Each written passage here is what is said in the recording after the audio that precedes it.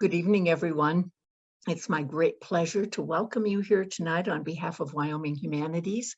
I'm Dr. Bernadine Kraft. I am the very recent past chair of Wyoming Humanities, and it's my great pleasure to introduce our participants this evening. This discussion is going to be moderated by our Executive Director, Shawn Reese. Shawn comes to us from Wyoming Humanities, comes from us by way of the Wyoming Business Council. He's a Wyoming native, a true humanities scholar, and a true citizen of not just Wyoming, but the world. And we're so thrilled that he will be moderating this and fielding your questions. I would ask you, if you would, to please keep everyone, if you would please keep yourself muted during this, but we of course encourage questions. We really want to have a discussion this evening. Baktash wants to have a discussion. So we would encourage your questions by using the Q&A, the question and answer box on your screen. If you would just put the question in there, Shawn will be able to get it, and we'll be able to field those questions. So I can't tell you how thrilled we are to have Shawn as part of Wyoming Humanities. This particular webinar is sponsored by Wyoming Humanities. Baktash's visit here in Wyoming is being sponsored by Sweetwater BOCES, which is located at Western Wyoming Community College in Rock Springs. And we had the great pleasure of meeting Baktash a number of years ago when we were coordinating an art exhibit called The Bridge, with the idea of bridging cultures instead of building walls around them. Baktash at that time had just finished being one of the executive producers on a film called Frame by Frame about journalism in post-Taliban Afghanistan. Baktash was 5 years old when the Soviets invaded Afghanistan, and he and his family were granted asylum in the United States. He has a fascinating story that's better told by him than it is me. I was a little worried about saying his resume because we only have an hour, and I didn't want to take the first 20 minutes to tell you about Baktash. So he said, just say I do communications and leadership strategy, which is really a small, broad, overreaching view of Baktash Ahadi. But I'm going to let you hear for yourself from this rather amazing young man that is our great privilege to know, and our even greater privilege to call our friend. So with that, welcome back to Wyoming, Baktash. And Shawn, I'm just so happy that you're with us and are able to moderate this tonight. And so take it away for us, Shawn. Well, thank you so much, Bernadine, and good evening, Baktash. Welcome to Wyoming again. It's wonderful to be here. What a wonderful introduction. I'm delighted that Dr. Kraft gave me such a humbling introduction. It's always wonderful to be here in Rock Springs in Wyoming. I'd love to kind of talk to you all about what that's like for me and kind of dig into that together. Well, thanks so much. And you've become a good friend to Wyoming. For people who want to learn more about you and your journey, you were featured on one of Wyoming Humanities podcasts, What's Your Why? And people can find that on our website. There's also some very great videos of you participating in events here in Wyoming, sponsored by Caravan. And you can find those videos on the Caravan YouTube channel. And of course, tonight's Wyoming Connection will also be archived on the Wyoming Humanities YouTube channel. And I should also mention that you will be on a webinar tomorrow night with the Episcopal Church of Wyoming. And that webinar is really looking at the ways in which Wyoming families and communities can be part of the solution to deal with this crisis that has been created that we'll be talking about tonight. So while tomorrow's event is more about solutions, I think our conversation, Baktash, tonight can be more about cultural literacy and relationships, why relationships matter in helping us understand others, and in doing so help us understand ourselves. And while tonight's Wyoming Connections is titled the US-Afghanistan Relationship, Involvement and Departure, I think a fitting subtitle could be about Wyoming and Afghanistan relationship, and what is Wyoming's relationship with the world? How do we understand a different culture? And in doing so, what's the purpose and skills of cultural literacy? And what might we learn about ourselves? So I think we can think about developing relationships with other cultures in terms of understanding our similarities, thinking about why it's important to develop relationships around differences and how we actually can do that. And in those skills of cultural literacy, what might we learn about ourselves in addition to learning about others? I wanted to start off, Baktash, with a personal anecdote that kind of establishes there have been historical relationships between Wyoming and Afghanistan. Tom Ray, who's the editor at our online almanac, Wyoming History.org, and Leslie Wagner, who's the Simpson archivist at the American Heritage Center, sent me some really interesting information. There's actually a really great blog, I think an August blog from this year on the American Heritage Center website. It talks about a period of history, Wyoming history and Afghanistan history, when the two came together. And so this was between 1953 and 1973. Afghanistan was going through a lot of changes, becoming a much more westernized democracy.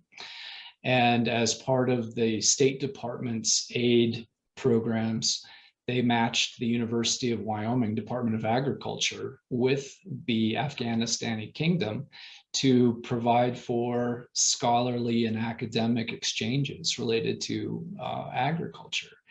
And growing up as a kid, my grandfather was a state trooper, and above his easy chair in his den was a framed gold medal that he received from the King of Afghanistan when the king paid a state visit to the University of Wyoming and was given an honorary diploma, which I thought was really neat. And that's several years of a strong relationship, both directions, professors and students from Wyoming going to Afghanistan and coming the other way, coming to Wyoming.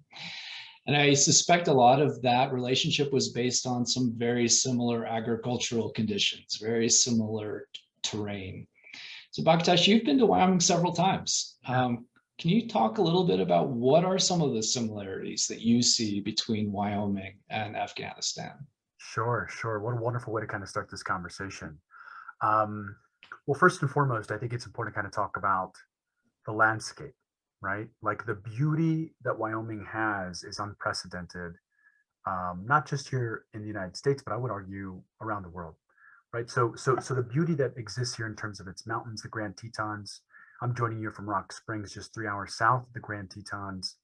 And I always make it a point that when I come to visit my friends here in Rock Springs, to spend some time really admiring and appreciating the beauty that Wyoming essentially offers the world.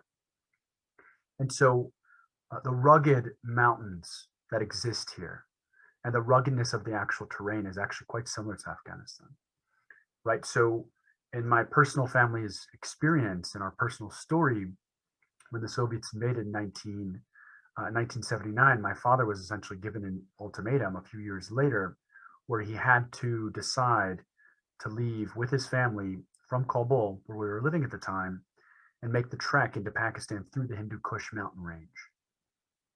And what's interesting about the Hindu Kush mountain range is that it's very treacherous. It's very rugged.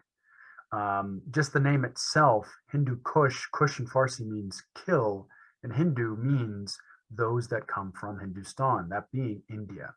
So when the Indians would try to essentially invade Afghanistan years and years and years ago, it was the Hindu Kush that would protect Afghans from the Indian invaders coming in from the south. So that kind of tells you how rugged the mountains were, right? And so, yeah, first and foremost, it's the landscape. And I think it's really important to kind of talk about how landscape shapes and forms people as we are in relationship with it, right? what is it about the land that kind of, what is it that we appreciate about the land? How do we live in it? How do we live with it? How do we live off of it? And largely in Afghanistan, the whole country is, I mean, you can kind of think of the center part of the country being this mountainous, you know, this mountainous area. And then around the outskirts of the country, it becomes these lowlands. And that's where that's essentially how all the major cities are kind of aligned around the outskirts of all these mountains. And that's where the highways are, right? And so everybody lives off of the water that's melting from the snow caps and these mountains, right? And so what's really curious is people live off the land. 70% of the country lives in these rural places where they live literally off the land. And Wyoming is very much that. Wyoming is very much that, and people call it God's country, not because of all the stars that you can see when the sun goes down, but because of all the open space, right? And that's something that people in Wyoming tend to love. And it's something that is actually quite common in a place like Afghanistan, is this space and their relationship to the land. So landscape is quite similar. And not only just landscape, but people's relationship to the landscape. And then on top of that, I would say my observation of people in Wyoming are that people in Wyoming are very family oriented, right? The sense of having a nuclear family and that being the pride and joy of a person's existence is a wonderful thing. And as a matter of the way Afghans and Afghan culture is structured, Afghans, their pride and joy are their children and their family, not their accolades as a matter of their professional status or their accumulation of wealth. It's more about who their family members are. And so I often ask people, as a matter of trying to understand their cultural literacy or understanding what a culture's values are, is asking the question, what is the life goal in a place like Afghanistan? Because if we understand what the life goal is, then all of a sudden the structure of the society will kind of shape and form how people trying to get to that life goal. And so the answer would be, the life goal in Afghanistan is to have children, in particular to have a family.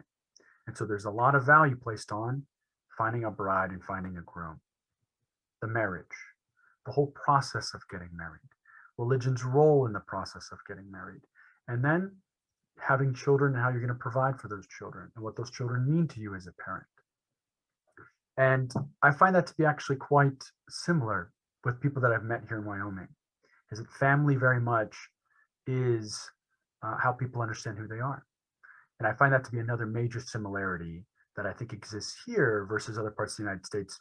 For example, I live in Washington, D.C., and that's not what I would say is the prominent kind of value that exists in a place like Washington. And my sense is that's probably not the predominant value that exists in population centers across the United States or major population centers in the West. So I would say those two things: family orientation and relationship with landscape. Yeah, I think that makes sense to me. I suspect too that being rural populations also creates some similarities between Afghanis and Wyomingites, that were just very rural populations. What are your thoughts on that? Absolutely. And I think you bring up a really good point. And, you know, a lot of people kind of talk about it as a rural urban divide. And that exists not just here, maybe in Wyoming, but all across the world, that I would argue. And what's really curious about that kind of understanding or that relationship is, I think people in urban centers have more in common with each other, regardless of where they are in the world, than they do with the rural populations that are closest to them. So an example that would be, I think people in Washington, D.C. have more in common with people in Paris than people in Washington, D.C. do, let's say, with people that live on the outskirts in the rural parts of Virginia or Maryland, right? And I think that's probably the case because cosmopolitan centers around the world now, Shawn, tend to be the same in terms of having access to the same sorts of things, right? I think that's more true now than ever before because of globalization. And so I think there's a stark difference between rural and urban all around the world, more so now than ever before. Does that make sense? Yeah, it does. It does. And I suspect we sense globalization differently than in an urban area. It's there, but we don't always see it, and sometimes we don't want to to embrace that this is happening, but it certainly is with all of our technological connectivity, and increasingly we are even in rural places coming into contact with other cultural groups that we don't know. So while I think it's important to start with the similarities, and you laid out some really great similarities between Wyoming and Afghanistan, there are going to be times when we are encountering the other and trying to understand what makes them tick, how to communicate, how to build a relationship.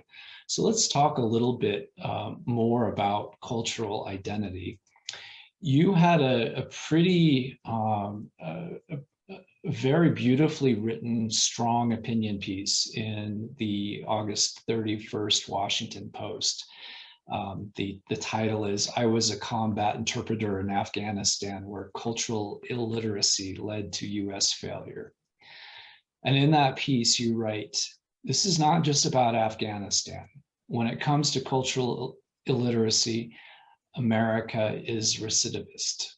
We fail to understand Iraqi culture too, so that now many Iraqis see Iran as the lesser of two evils. Before that, we failed to understand Vietnam, and so on.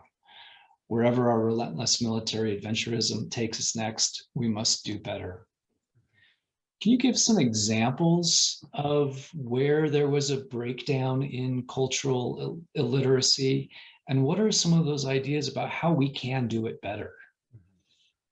It's a great question, and I think it's a question and or a framework that often isn't part of the narrative or a relationship between two nations and two countries and two cultures, right? So what's wonderful about the United States is America is a very aspirational place, and we're always seeking things in the future, right? Like we'll finish college and we'll say, you know, one day when I have enough money, I'm going to retire and do the thing that I really want to do, right?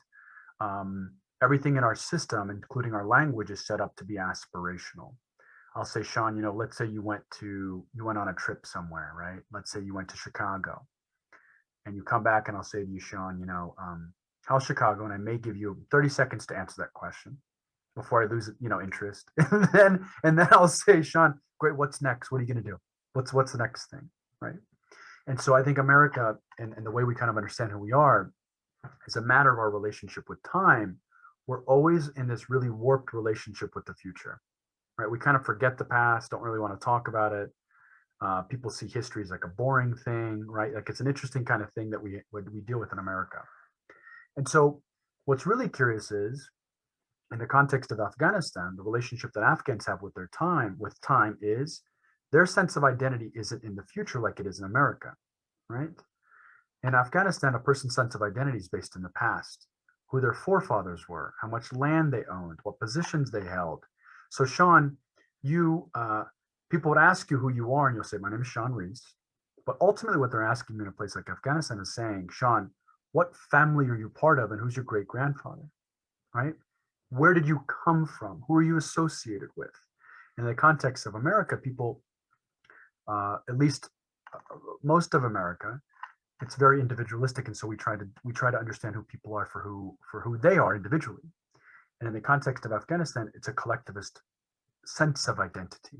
So as you'll have a Marine engaging an Afghan saying, who are you? What are you doing? They're actually speaking through a conduit, that being me as an interpreter, saying what's going on, and they're actually asking different questions. And so my job is to say, great, he's asking who that person is, and this person's asking who this person is. One is an American, one's an Afghan, but they're actually asking two different questions, if that makes any sense, right? Because the values are different. So that's just one simple example, a sense of identity based on a relationship with time. Another one is an interesting relationship with religion, okay? So in the context of the United States, we have this wonderful thing where there's a division and separation between church and state. And so in the context of the United States, you know, people will talk about religion. Sometimes they'll talk about it in public settings, but most of the time people will talk about it in church settings or religious settings. And so sometimes it's uncomfortable to talk about religion in, let's say, an office setting or a work setting, right? especially in some places like Washington, D.C., where I live, that's usually not the case. And so why is this interesting? In the context of a place like Afghanistan, religion is talked about all the time, everywhere. It is the main element of an Afghan's identity.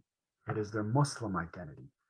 And so what's really curious about that is how that kind of shows up and reveals itself in the context of combat, in the context of defending a nation, in the context of getting married, in the context of being the most pious Muslim that you possibly can relative to the other Muslims that are around. And one key example of that is during the time of Ramadan, during the month of Ramadan, Muslims fast from sunup to sundown, okay? And what's really curious is we would go on missions. So with the Afghan commandos, in tandem with the Marines, along with our interpreters like myself, we'd go on missions to clear villages, look for Taliban insurgents, go after poppy cultivation, right? Essentially do all the things that the United States planned on doing. And we go into these villages and, you know, inevitably we would get attacked and or ambushed by the Taliban 2 days in, 3 days in. And what was really curious is during these months of Ramadan, the Afghan commandos would continue to fast even though they didn't have to. They wanted to prove their piety to others by saying, I don't need to eat even though we're on mission. I don't need to drink even though we're on mission. And so the way that this was perceived by the Marines is these Afghan commandos are not properly nourished to defend themselves. In fact, they're not properly nourished to defend us either when we go into combat. So all of a sudden there's this point of conflict. These gentlemen who are the Afghan commanders are showing their sense of piety to say, we are true Muslims, we are good Muslims, even though we're going on trips and or on these missions, we're not going to eat or drink. The American Marines would be like, wait a second, this is actually a danger to you and to us. How do we come to some sort of resolve? Right? And so all of a sudden, who do they look to? People like myself and the other interpreters to say, how do we find a sense of common ground here where you feel like you're maintaining your sense of religious identity, and we feel like we're safe when we're in relationship with you against the insurgency, right? And so a lot of my job, Shawn, and those that are listening, wasn't about interpreting messages and translating messages. It was about bringing worlds together in the midst of combat against an insurgency, right?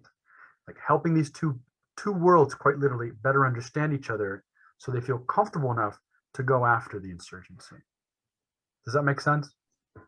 Yeah, it makes a lot of sense. Yeah. Do you think that an interpreter can be successful if they don't know the cultural context and simply know the language? Absolutely not. And a case in point of that is Google, right? Like if you put in anything into Google, it'll give you what you need or what you may need, but it doesn't give you the context and or the depth of what something may mean.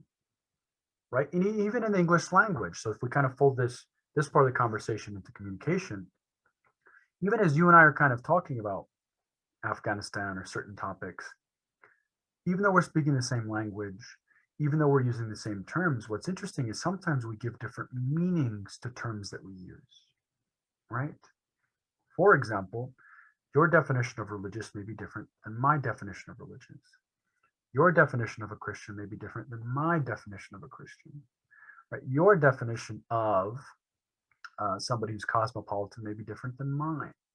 And so my biggest thing is to say, before we start to have a conversation about coming to a meeting place where we can kind of better understand each other, is to say, Shawn, help me understand this word here. How do you define identity?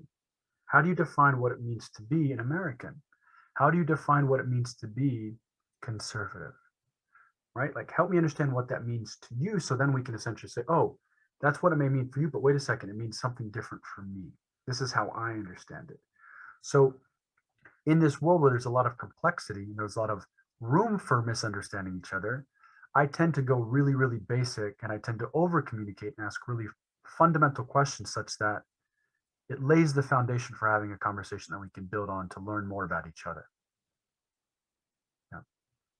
Thanks for that. That's I think that's very insightful. Yeah. You talked about religion being central to the identity of Afghanis. when I think about the Wyoming identity, I think about a lot of things that we can't control. We can't control the weather. Our economy is largely built off commodities and markets that we can't change. A lot of our land here in the state is owned by the federal government, and so there's not a lot that we can control oftentimes there. So we seem to hold on very strongly to those places where we do have a sense of control. And I think that leads to our very rugged individualism. But in preparing for this conversation with you, I went back and watched the talk that you gave at Caravan in Rock Springs this past spring. Yeah. And you had some really insightful questions about finding how you can find compassion amidst change. And I'd say for us in Wyoming, we're going through an incredible amount of change. And the goal of my organization is to strengthen Wyoming's democracy through the humanities and help Wyoming realize growth during this period of change.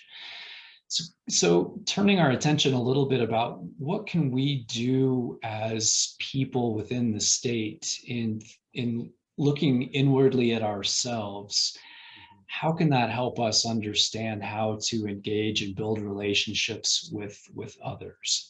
Can you talk a little bit about those questions that you've used on an individual level, but I think may be applicable at a state level too, for a state right now that is, I think, soul searching? What is our role in this nation, on the globe? You know, we don't have a refugee resettlement program. What is Wyoming's role within the globe, and how do we look inwards to try to ask those questions and find those answers? Yeah, I love that. Thank you for sharing that. Thank you for asking that. Yeah, a lot of my work is really about, what's interesting about my life journey is that I spent, so I have to kind of frame this in let me set this up in terms of how I came to this kind of conclusion of exploring the inner landscape.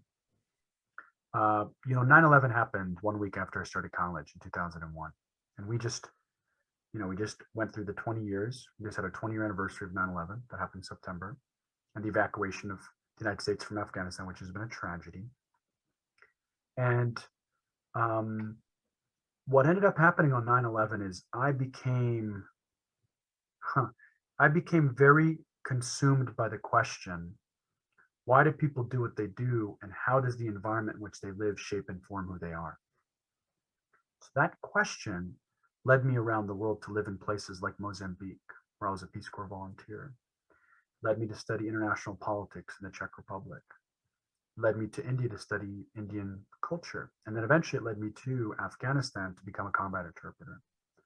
So that's what my mind was consumed with, was finding the answer to that question. And the question, and ultimately what I realized is there's so much that the landscape that we are immersed in, there's so much that happens that shape and form who we actually are. A lot of times those things aren't even in our control.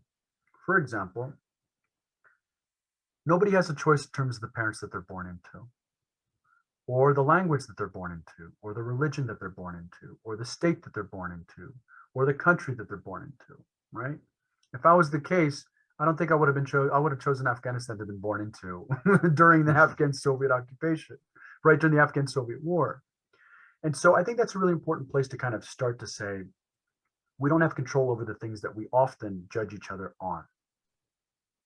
Think about it. Shawn, you didn't even get to choose your name. You didn't get to choose your biological features. You didn't get to choose even the sound of your voice, right? There are many things that you can't choose that many people may judge you on, right? And so I think that's an important kind of thing to kind of say, let's plant a flag there first and foremost.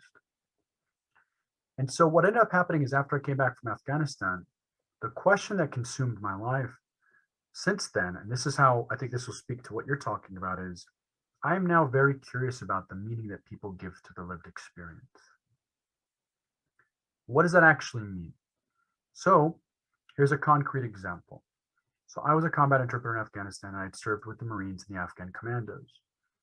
For those that don't know, more Americans have died as a result of suicide in America than have actually died in combat in Afghanistan and Iraq since 2001. Okay, that should be something that everybody knows, right? Something like 5,000 combat people died in combat. Something like 30,000 veterans have committed suicide since then. Okay, now why is this important? When I was working in Afghanistan as a combat interpreter, I would go on the same missions as other Marines. And what's interesting is 3 of my friends that I served with, Marines, have committed suicide since I've come back. I didn't. And some other people that I know haven't either. Yet 3 of them have. So we went on the same missions. We experienced the same sort of things. We saw the same things. We were exposed to the same sorts of things. So what exactly is happening whereby some people decide to take their lives and some people don't? For example, when I first came back from Afghanistan, Shawn, although I had elements of PTSD that I was working through, I was very grateful that I was alive. I was very grateful that I was coming back to America. I was very grateful that I could start from a place of realizing how fragile life actually is at such a young age. Right? And I woke up every morning incredibly grateful for the day. And yet 3 of my friends committed suicide. So what exactly is going on here? And what's going on is, what I realized is the experience isn't so much important as the meaning that we give to our lived experience, right? If you and I have the same experience, that's one thing. But what's more interesting is to say, and what's more important, I believe, is to say, Shawn, how do you understand this experience? And how does it map to your lived experience based on the things that you've seen, the things that have shaped and formed you, your upbringing, and the way you understand the world? And all of a sudden, we're in a place to ask real questions. Like, Shawn, how do you understand who you are? What is the relationship that you have with yourself? What is the relationship that you have with the world? What is the relationship that you have with your parents? How do you want to be remembered? What is the type of person that you want to be? What is the type of ancestor that you want to be? So I went from my early 20s, after 9/11 happened, going all over the world, pursuing the external landscape to say, what's going on here that's affecting us? To now being in a place where I think we should all be exploring the internal landscape to say, what is going on here that's actually informing how I see the external world? So that's why I ask these types of questions, because it really digs into the types of identities that I think are the most important to us. Where are you from? What do you believe? How do you want to believe it? How do you want to express it? And how do you want to be in relationship with others as you think about your religion, your language, your sense of nationality, your sense of pride for Wyoming, your sense of pride for your neighborhood, and all the things that you feel that are part of your life? Does that make sense? Yeah, it does. It does. Yeah. I'm going to remind our audience that people can submit questions in the Q&A chat. And we'll get to those here in a bit. But going back to those questions, I feel like those questions that you're asking on a personal level to make sense may be applicable at a social level. So if we think about Wyoming, who is it that we want to be as a state? What is our relationship with others? How do we want to be known? And again, I think in answering those questions, we can start off by establishing similarities, but also working harder to understand differences and where there's commonality. Right. In an earlier conversation, you and I talked about a term that you used a few times. I wanted to talk a little bit more about. That's radical curiosity. Sure. Yeah. What is radical curiosity, and how could it might apply to Wyoming as it tries to understand its role in the world? Yeah, I love it. Thank you for bringing that up, Shawn. Yeah, I'm in a stage in my life where I think what's most important is asking questions that elicit a response that we may not know the answer to about the things that we think we understand. Okay, let me give you a concrete example. So I'm in a place in my life where I'm writing a memoir about my family's story, and particularly about my time as a combat interpreter in Afghanistan. And what I've learned through this process of writing is I'm having an interesting relationship with my past, meaning I'm having an interesting relationship with my memories. And so what's interesting about it is I'm writing from the perspective of understanding who my parents were when I first came to America, because my family was sponsored by a Lutheran church by the name of St. Paul's in Carlisle, Pennsylvania, that sponsored us and essentially helped my family assimilate into American culture. Okay. And what's interesting about America is young people that come to America want to be as American as soon as possible. It's a thing that happens here, right? Mhm. And parents Sure. have a hard time saying, like, son, I want you to maintain our language, maintain our culture, all the things that the parents want to give their children. But the children are like, you know what, we're only going to speak English. I don't want to have anything to do with you, mom and dad, right? There's a distance that kind of happens. Anyway, I share this with you because I'm writing my memoir from the perspective of understanding who my parents are and saying, this is what my parents are like. This is what they did for me. This is what they didn't do for me. This is how they broke my heart. This is how they made me feel like an outcast, because they would drop me off and give me these clothes that were totally not cool, like all the things, right? All the things. Sure. Right. And what's interesting is this can be applied to many people's lives, not just immigrants. It can be applied to many people's lives as they think about their relationship with their parents. What I've learned in this whole process, Shawn, is that I always thought that my parents misunderstood me growing up, until I went back to Afghanistan and I got to meet my parents there in the city where they fell in love, in the city where that shaped and formed them before I was born. And when I went there and saw my parents together with them to in the places that they would go out to, and I would hear for the first time stories of my parents that I'd never heard before from their siblings. You see, I was raised in Carlisle, Pennsylvania, and I didn't have people to tell me who my parents were. The only stories I heard about my parents were from my parents. And so when I went back to Afghanistan, I got to hear stories of my parents from their siblings and my grandmother and my grandfather. Why is this interesting? Growing up for the longest time, I always thought it was my parents that didn't understand me. When I went to Afghanistan, what I realized is it was me that didn't understand my parents. And so that led me down this path of saying, what else don't I know about them? What else don't I know about these people that brought me into the world? About the people that sacrificed many things in their lives to give me the life that I have. And these are the people that I see every single day. So I went down this path of radical curiosity, of asking my parents like really interesting, deep questions, right? And for example, I'd ask my parents, what is it that you didn't like about me as a child? What is it that you didn't actually like about me as a teenager? Not, you can love somebody and also not like them at the same time, right? Like this is possible. And so what's interesting about this kind of what I'm sharing with you, Shawn, is that if I knew this little about my parents, what do I know about others? What don't I know about others that are in my life? What else could somebody else offer that I don't know about, right? And so there's this thing where I realize that it's very important not to assume the things that we think we understand about people.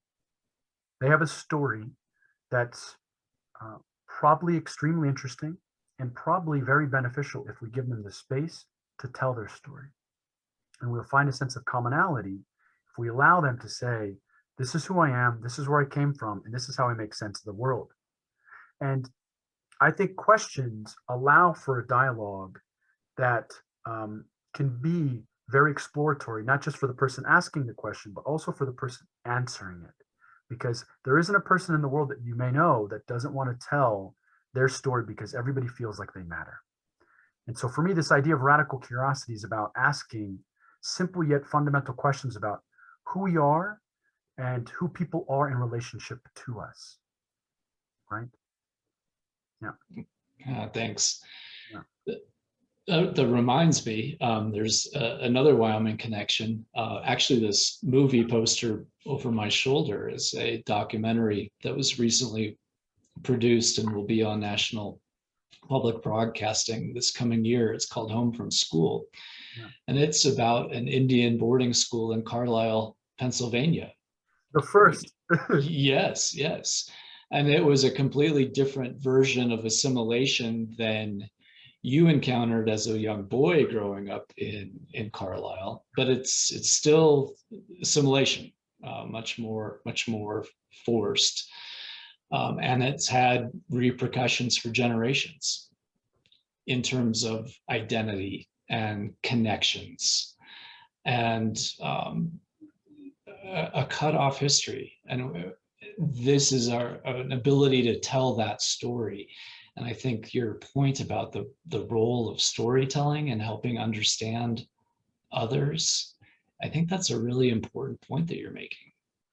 It's the most important point. Like at the end of the day, if we don't have the stories that remind us of who we are, then we have nothing, right? That's one element. The other thing about story is we always have the power and the agency to edit the stories that we tell ourselves. Right. So if you tell yourself a story about Wyoming and how it should be and how it was and how it ought to be, then you may find yourself in a place where there isn't that much room for editing. But if you think about what it means to be a person from, let's say, a place like Wyoming and say, great, we're in the midst of change. How can this change potentially be really good for us? Right? How can we potentially embrace this change to a place, from a place of radical curiosity? What could this mean for us? What could this mean for our children? How could this benefit our children? How could this benefit the people that will inherit the land that my family's had for all these years? Right? Like the one thing I think is really important to kind of think about as we think about the immigrant experience or migration is that human beings have always been on the move. We have always been in motion. We have always been in motion. And so I think that's something that oftentimes people forget, is that the human existence and the human condition, and as a matter of human expansion around the world, is always about going to new places. Like when I first came to Rock Springs, I was delighted to see the Hispanic population here and the amazing Hispanic and Mexican food that exists here, or the Chinese workers that came here that built the railroads or that contributed to building the railroads. Right. So there's a history here that I think is worth sharing that talks about how diverse a place even like Wyoming can be and how we should be unified in our diversity of it. And I think that's what makes America really special. Yeah, thanks, Baktash. Yeah. I'd like to read a question that was put in the Q&A by Maggie Murdoch. Thanks for listening, Maggie. She writes, "What a wonderful perspective on who are you? Personal identity from the Afghan experience. It seemed a deeper and more fundamental definition of identity, but somewhat like the Wyoming game to me. When we meet others from Wyoming, we quickly get around to, where are you from? Or do you know this person? We seem to be kind of 3 degrees connected to everyone else in the state." Sure. We're trying to place ourselves in relationship to the other Wyomingites that we're meeting. Could this be one of the beginning points for us in Wyoming to understand other cultures like that of Afghanistan? So I think what I'm understanding is, can we use this framework that was presented and apply it to people like those refugees that are coming in from Afghanistan? Yes. Absolutely. And why is it? Thank you for sharing that. And this is a wonderful question by Maggie. Again, think about it like this. Who doesn't want to talk about where they're coming from? Who doesn't want to tell you what they've experienced, what they left behind, and how they're kind of navigating the world now? Because what these questions do is it allows somebody to know that you are curious about them, right? The advice that I give to a lot of church groups and community groups that are absorbing and taking on a lot of Afghan refugees is they always ask me, what is it that we can do for these people, right? And let me share my lived experience because of what St. Paul's Lutheran Church and the 9 families that helped sponsor us did for us. Is in addition to, showing my parents how to drive and how to go to a supermarket and, how to use like female products and all the things that, we didn't know how to use until we got here or do until we got here. What was really interesting and beautiful about our experience coming into Carlisle, Pennsylvania is that the families that sponsored us were really curious about us. They would ask my mom, even though she didn't speak English well, what do you like to eat? How is your family? Great. How are you feeling today? Right? Like it sounds so basic and it sounds so foundational, yet Oftentimes I think we forget that. What we try to do is say, I'm gonna bring you some food, I'm gonna bring you some leftover, I'm gonna bring you some secondhand clothes, which are all nice. Sometimes we try to solve for problems through material means, and I'm saying that's good, but maybe there's a way to solve for things like that, but from a humanistic perspective, engaging each other, talking to each other, asking deep questions about who we are in relationship to each other, right?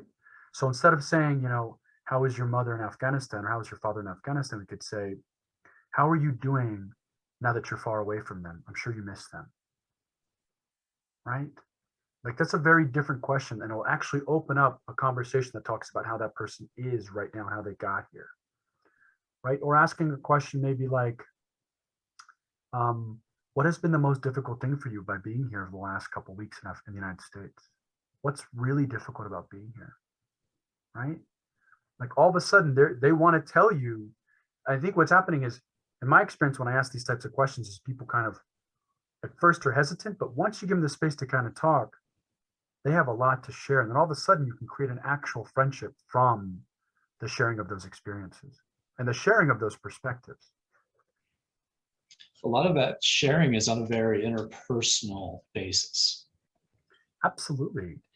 What advice do you have for Wyoming beyond that interpersonal discovery? But what are the recommendations you would give to the state of Wyoming for radical curiosity and understanding its role in the globe and how it can help be part of the solution for this current crisis that's been many years in the making? Yeah. I love that question. I think what I would say is, Wyoming is a gift. Wyoming is a wonderful place. And there's so much land and landscape out here that could be shared with so many people. And whether we like it or not, population growth is going up. Whether we like it or not, change is coming. And so I once heard, I can't remember who it was, but they once said something to the effect of, I can't remember if it was a philosopher or a religious leader, or it could have been Gandhi himself. If you can't change the world, change the way you understand it, or change your perspective on it. And so my advice for people that are hesitant about the change that's coming, or people that are coming into their communities, is to say, this is something that's here now. It's a reality of our lives. So what am I going to do to better shape and form how I understand what's happening? In particular, asking a question like, what is a way that I can be better? Not just for me, but for the people that are moving in next door, for my family, and for my children, and for all the people that see me. There's a fantastic South African saying called Ubuntu, which means I am because we are. And it quite literally represents that nobody lives in a vacuum. Nobody lives in a vacuum. Like, Shawn, you exist as Shawn because of all the things and all the people in your life that know you in a certain way, as an executive director, maybe as a father, maybe as a husband, and all the other things that may encompass your sense of identity of who you are. And I think that's the one thing that we have to always remember is we are who we are because of who we're in relationship with. And we always get to choose how we want those relationships to take shape and form. And so I think that's the advice that I'll give people in Wyoming, is to say, embrace this change with a sense of openness and a sense of radical curiosity, and lean into it, because you will have the ability to kind of inform people that are coming here in a way that you feel to be correct, to be wise, to be beautiful, and to be representative of a person from Wyoming. And there's a lot of agency and power in that. Baktash, when you were last in Wyoming in Rock Springs back in the spring, and we're speaking as part of the programming related to the caravan Abraham out of One Many art exhibit, you really pretty much told the future of what was going to happen in Afghanistan. You, not knowing what the current withdrawal would look like. You predicted that there would be a vacuum, and that vacuum would be consequential in many ways. As you look to and we've talked already about the part of the identity of the Afghani culture is looking backwards, looking to history to set context. But what do you see in the future? What are there glimmers of hope, or is there persistence and ability to manage change? Right, that's a great question. Without hope, human beings have nothing. I think that's really important to kind of think about, and it's really important to kind of really sit with. And so, although a situation may seem hopeless, that doesn't mean that there isn't room for hope, or it doesn't mean that hope won't eventually present itself. There's something beautiful that happens in the darkness is if you look hard enough, you can always find light. Right? It's never pitch black. And so half of my family, for example, Shawn, half of my family still lives in Afghanistan. And when the evacuation happened, I was able to pull out 2 of my cousins, and now they've been processed in New Mexico. Now they're en route to Dallas to start their lives. And they worked with American soldiers in Afghanistan, and now they're here because their lives were in danger, and they were able to make it out. And now they're in America. But the rest of my family is there. And as we talk to them, they too want a better life. They too are uncertain about what the Taliban, who are governing Afghanistan, what that reality looks like. But at the end of the day, what's interesting about their perspective is they've accepted a sense of reality to say the Taliban is here now.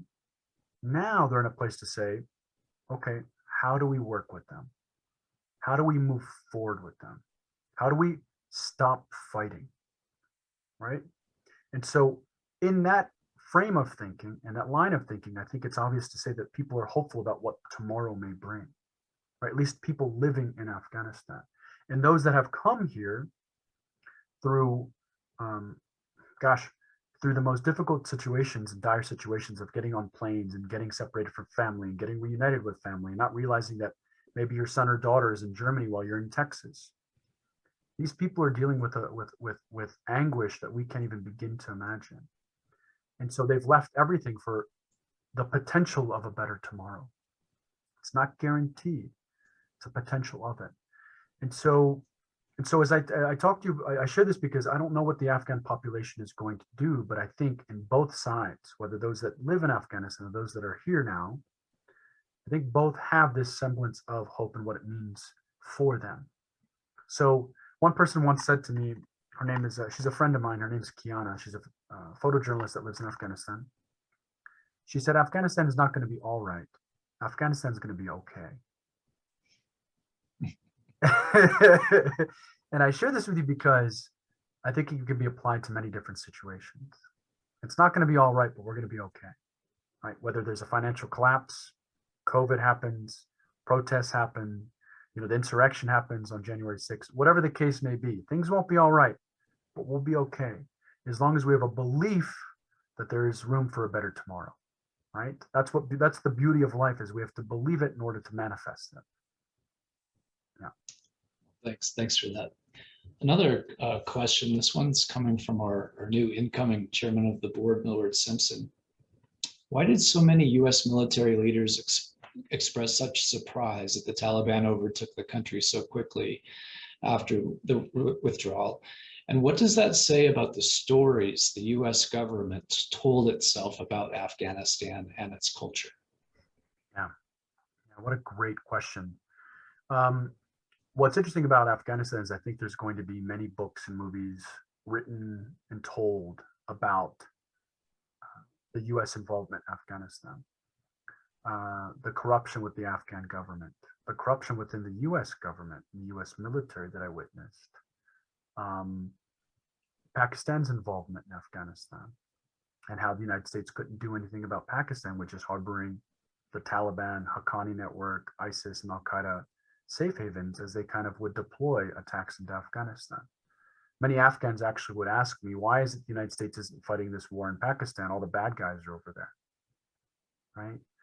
And so to answer your question, why did so many US military leaders express such surprise that the Taliban took over so quickly, is because I think many decision makers that were working in and on Afghanistan, whether at the State Department or the Pentagon, were lying. And that's what the Afghanistan papers in 2019 that came out expressed, that every military leader and every decision maker who was working on in Afghanistan and leading people in Afghanistan was not telling the truth about what was actually going on there, right?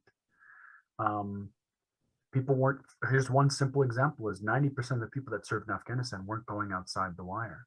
They weren't going out to see what was happening in rural Afghanistan and how that, how winning the hearts and minds of Afghans may not have been working.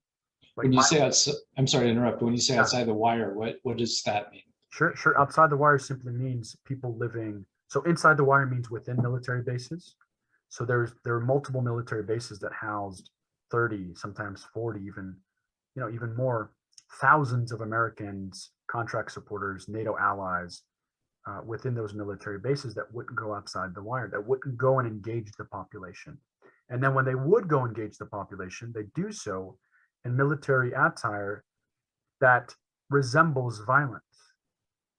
Like, people aren't going to come to the table and believe somebody who wants to win the hearts and minds of of the locals if they're wearing military outfits, Kevlar vests, and they have an M9, attached to their personnel. That's not going to work, and that's what the United States was doing. So I think what was happening is many decision makers and many leaders in the military weren't being honest about what was happening in Afghanistan, simply because the hierarchy of the military, and you can't out somebody within the military. It goes against protocol. It's not part of the culture of the military. One.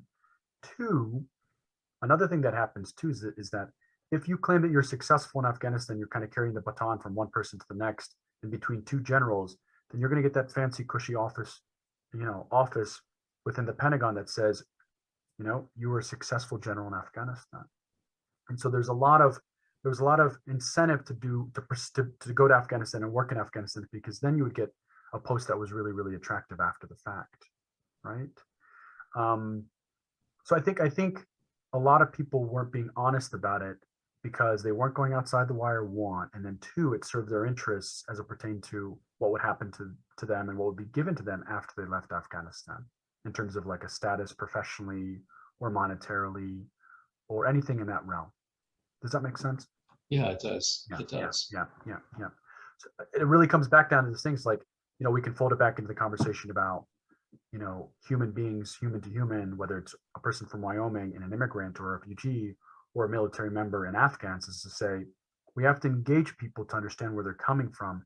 And if we don't understand where they're coming from, then there's no way for us to be able to serve them in a way that's going to meet them where they are. And I don't think the United States writ large did that in Afghanistan. I don't think it met Afghans where they were. Well, thank you so much, Baktash. This has just been a wonderful discussion, and thank you for your service as well. I should mention that. But you've helped frame a high-level international policy with some real-world examples, but also really personified it and brought it home to us as individuals. Do you have any parting thoughts for us as we think about Wyoming's role in the world and what we can best do to help with this situation? Yeah. Well, I just want to say it's a wonderful opportunity to be here and kind of share my perspective and to be in a conversation with you, Shawn. I find that, I think this is the part that I think would be really useful to kind of share at this point, is to say, in a world where there's so much information and complexity, people are coming from different worlds and they're gaining their information from different places. I think it's really important to remember that this is the reason why you and I had this conversation. Is conversation is the only tool that we have to coming to an understanding. So if we're not going to be in conversation with each other, then we're doomed for failure. We are doomed for conflict. We are doomed for misunderstanding. And so I think my parting words for people, not just in Wyoming, but those that are listening, is to say, engage and learn the art of conversation. Really throw yourself at it, because it's going to be the most important tool that you have, not only for understanding people, but for people understanding who you are as a person from Wyoming. So that's what I would say. Conversation, storytelling. It's so fundamental, but it's so important for everything. Yep. Yep. Baktash, thank you so much. My pleasure. We appreciate this conversation. Good luck with your conversation tomorrow at 7 o'clock. And I think folks can find out more information about that on the Episcopal Church of Wyoming's Facebook page. And this conversation will be archived on our YouTube channel. Best of luck, Baktash. Thank you so much. God bless.